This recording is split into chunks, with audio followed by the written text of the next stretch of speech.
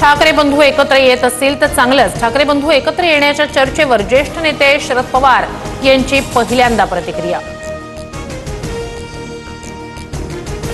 100 दिवसांच्या कार्यालयीन सुधारणा कार्यक्रमाचा निकाल उद्या जाहीर होणार, मुख्यमंत्री देवेंद्र फडणवीस यांचं ट्विट।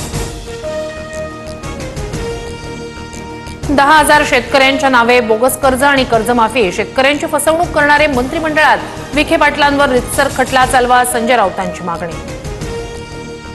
29 ऑगस्टला मुंबईत आंदोलनासाठी जाणार, आमरण उपोषण करणार, मुंबईत गेल्याशिवाय पर्याय नाही, मनोज जरांगे यांची माहिती। 1 रुपयात विम्याची योजना अखेर गुंडाळली, आता पूर्वीचीच पीक विमा योजना लागू राहणार, चौफेर टीकेनंतर राज्य मंत्रिमंडळाचा निर्णय। परळमधील एल्फिस्टन पुलाच्या पाडकामाविरोधात मुंबई उच्च न्यायालयात याचिकाकर्त्याचे आक्षेप विचारात घेण्याचे एमएमआरडीएला निर्देश, 3 दिवसात याचिकाकर्त्याला म्हणणं मांडावं लागणार। आयपीएस अधिकारी देवेंद्र भारती मुंबईचे नवे पोलीस आयुक्त, फणसाळकरांच्या निवृत्तीनंतर भारतींकडे मुंबईचं पोलीस आयुक्तपद, देवेंद्र भारती सध्या मुंबईचे विशेष पोलीस आयुक्त।